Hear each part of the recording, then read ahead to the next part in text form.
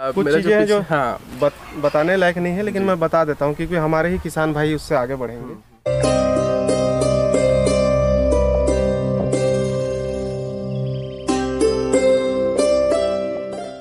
दोस्तों नमस्कार, मैं दितेश आप सबका स्वागत करता हूं मेरे चैनल पे। और आज हम लोग जो देख रहे हैं वो करेला को कैसे उगाए, कब उगाए और कितने दिनों में तैयार होता है, वो सारी डिटेल करने वाले हैं। इस वीडियो में आप देखने वाले हैं कि करेले को क्या क्या प्रोटेक्शन चाहिए, क्या उसमें दवाई, क्या खाद और कौन सी बीज वैरायटी के बारे में तो पूरी डिटेल करने वाले हैं। करेले अभी जो है वो बहुत छोटे हैं, तो कब इसको लगाया गया है उसके बारे में बात करने वाले हैं। वीडियो पूरा देखिएगा, पसंद आएगा तो लाइक ज़रूर करिएगा।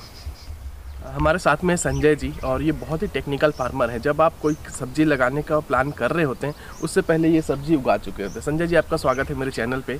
बहुत बहुत धन्यवाद। मुझे थोड़ी जानकारी दीजिए कि अभी करेले ये जो है ये कितने दिनों के करेले हैं?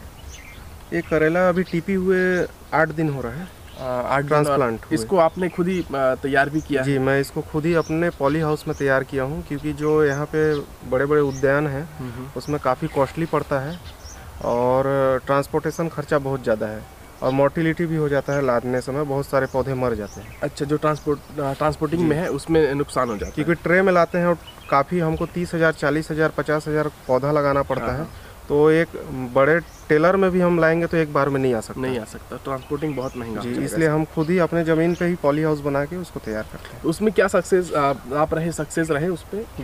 बहुत बेहतरीन सक्सेस रेट है मेरा और मैं बहुत खुश हूँ और पूरे मेरे पेड़ अभी सही है। अच्छा, अभी हम लोग बात करें कि थोड़ी सी ठंड बढ़ गई है, तो इसके लिए आप क्या इसको कैसे इसको सेव करेंगे? जैसे करेले को ठंड से शायद एलर्जी है या फिर कोई प्रॉब्लम रहता है करेले को हमेशा जी, तो ठंड से इसको कैसे बचाएंगे? सबसे मेन चीज़ तो ठंड उसी जगह पे पड़ता है जहाँ एकदम सूखा रहता है। अच्छा। क्योंकि जहाँ सूखा रहता है वहाँ बर्फ़ जम जाता है। इसलिए कोशिश करिए कि अगर धूप है तो उस समय थोड़ा पानी छोड़ दीजिए, ताकि ये सनलाइट को एब्जॉर्व करके जो एब्जॉर्व करेगा ये मल्चिंग जो दिख रहा है, उसके बाद शाम को धीरे धीरे सनलाइट में जो एब्जॉर्व उष्मा है उसको निकालेगा तापमान को, तो पाला वहाँ जमेगा ही नहीं।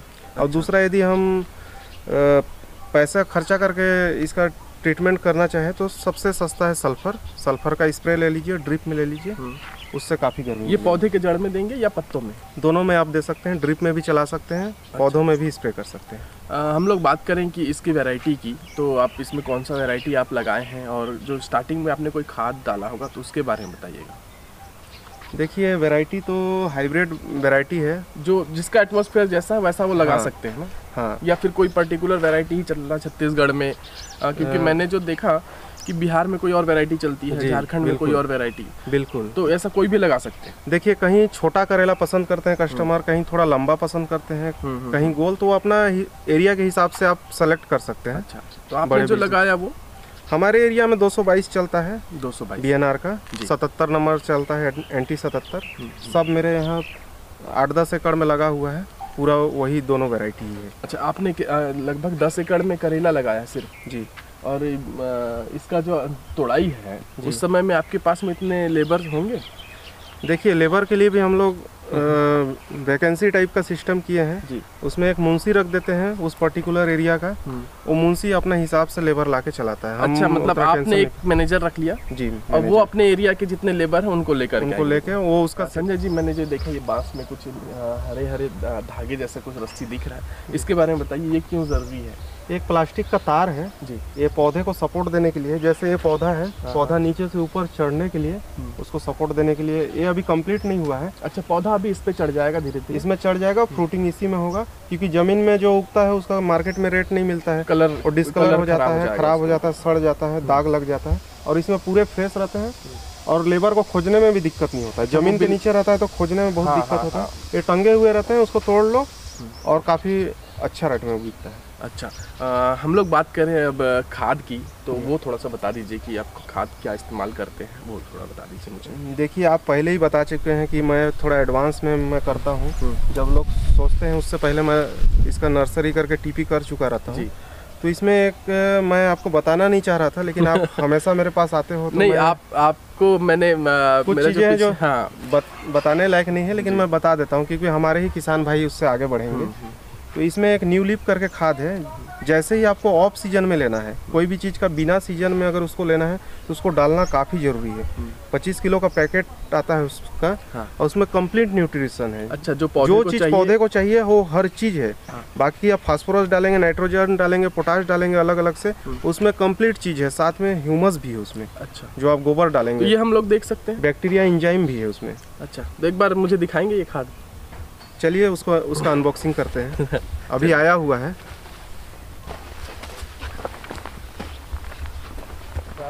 जैकपॉट है जिसके बारे में हम लोग बात करने वाले थे, और ये पहली बार वीडियो में आप लोग देख रहे होंगे। तो संजय जी मुझे ये बता दीजिए कि ये खाद मतलब बहुत शानदार पैकेट में है, क्या है इसके अंदर में? देखिए, न्यू लीफ करके फर्टिलाइजर है। हाँ। ये जैसे नया पत्ता उगता है तो उसमें जैसे वैक्सीनेशन होता है। ओके। कोई भी छोटा बच्चा है उसमें वैक्सीनेशन होता है। हाँ। वैसे ही ये वैक्सीन टाइप का ही है जी। ठीक है। वैक्सीन लगाने के बाद उसको कंप्लीट बीमारी से रोकथाम हो जाएगा, उसको न्यूट्रिशन मिल जाएगा, है ना, उस टाइप से ये है। और मैं छत्तीसगढ़ में रहता हूँ। यहाँ पे पूरे छत्तीसगढ़ में आपको कहीं ये नहीं मिलेगा, अदर स्टेट में भी नहीं मिलेगा। हाँ, हाँ, हाँ। इसको बड़े मुश्किल से मैं पता करके, गुजरात में इसको मैन्युफैक्चरिंग है और वहीं पे तैयार होता है और मिलता है। ऐसे मार्केट में आप खरीदने जाएंगे तो ये आपको 1000 रुपये का पड़ेगा एक पैकेट। अच्छा, एक बॉक्स 1000 रुपये का? जी। तो आपको क्या कॉस्टिंग पड़ा? थोड़ा सा आज जब बात कर रहे हैं डिटेलिंग में, मेरे को लगभग आधे रेट में पड़ा। 600 रुपये में पड़ा ये। 600 रुपये का बॉक्स? जी। लेकिन इसमें शर्त यही है कि आपको 10 पैकेट मंगाना पड़ेगा, क्योंकि उतना दूर से आएगा। उन लोग को भी तो एक पैकेट में भी वही कॉस्ट पड़ता है भेजने के लिए, 10 पैकेट में भी वही पड़ता है। अच्छा, तो 10 पैकेट यदि उन लोग भेजते हैं तो उन लोग का कॉस्ट कटिंग होता है, तो उन लोग 600 रुपये में दे देते हैं। 600 रुपये पर बॉक्स? जी। हम लोग देखें इसके अंदर क्या, और ये एक्सपोर्ट क्वालिटी का है। कुछ फल वल भी बने हुए हैं, मतलब ये सभी चीज़ों में काम आने वाला है। जी। ये सीधा जैसे आप पशु आहार होता है, पशु आहार देखे होंगे, गाय लोगों को खिलाते हैं, सेम टू सेम वैसे ही। ये आप उसके जड़ों में डालेंगे? जी। ये जब अपन खेत तैयारी करते हैं उस समय इसको बेसल में भर देते हैं और इसको धीरे धीरे पौधा लेते रहता है। संजय जी, इसे हम लोग जैसे देख रहे हैं तो इसको जड़ में डालेंगे और ये धीरे धीरे घुलता जाएगा। जैसे अपन खाद देते हैं वो लीचिंग हो जाता है। हाँ। कोई भी अपन DAP दिए, यूरिया दिए, चाहे पोटास दिए, वो जैसे अपन ड्रिप में पानी गिरते रहता है तो लीच करके ज़मीन के नीचे चल जाता है, वहाँ तक रूट जोन नहीं जाता है, वो मिलता नहीं पौधे को। और ये क्या होता है, डिजॉल्व नहीं होता है। 3 महीना तक कंटिन्यू पौधा इसको धीरे धीरे लेते रहता है। बस इसको खेत तैयारी के समय बेसल में एक बार अपने को डाल के भूल जाना है, उसके बाद पौधे को कंप्लीट मिलते जाएगा। दोस्तों, अभी तक आपने देख लिया वीडियो तो प्लीज़ लाइक करिएगा। मैं ये इनसे जानना चाहूँगा, संजय जी बताइए इसमें कि मल्चिंग और ड्रिप, ये मैं लगभग अभी पूरे छत्तीसगढ़ में सभी जगह जहाँ खेती हो रही है वहाँ मल्चिंग और ड्रिप दोनों देखा जाता है, तो कितना ज़रूरी है ये? इसके बिना भी तो खेती होती थी पहले, और जैसे हम लोग बात करें कि इसका भी कॉस्टिंग बहुत तगड़ा कॉस्टिंग लगता है इस पर, तो ऐसा क्या ज़रूरत पड़ गया कि इसको बहुत लगाते ही हैं? हर जगह मैंने खेती में देखा कि इसका इस्तेमाल करते हैं। देखिए, आप कॉस्ट का बात बोल रहे हैं जी। तो मल्चिंग में शुरुआती में तो किसानों को लगता है कि कॉस्ट लग रहा है, लेकिन एक्चुअली में उन लोगों का कॉस्ट बचता है, इससे लगता नहीं है। ये एक रोल लगभग 2000 का आता है अगर हाई क्वालिटी का लेंगे 30 माइक्रोन का, जिसमें आपको 3 फसल हो जाएगा, साल भर तक ये फटेगा नहीं।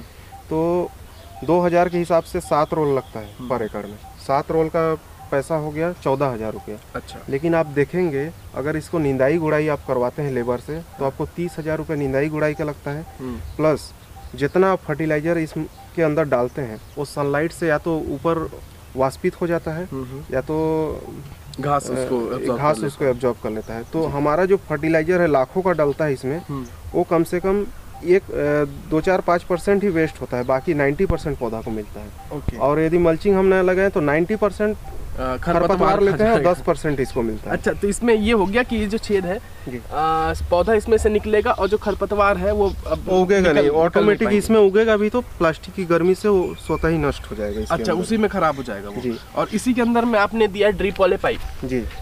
तो यहाँ जैसे जहाँ जॉइंट है वहाँ से वो जहाँ पानी टपकता है उसी जगह पे छेद किया हुआ है, प्लास्टिक पे होल किया हुआ है और वहाँ पे पौधा का ट्रांसप्लांट किया गया है। तो उसको जितना पानी चाहिए उतना वो उसको मिलता रहेगा। जी। अगर हम लोग इस पे उसके बाद फिर से खेती लेना चाहें तो उसके लिए कौन से माइक्रो की जरूरत होगी? सिंपल है। अच्छा, यदि अपन बेसल भरे हैं न्यू लीफ का तो ये तो 2 क्रॉप तक आपको डालने का जरूरत नहीं है।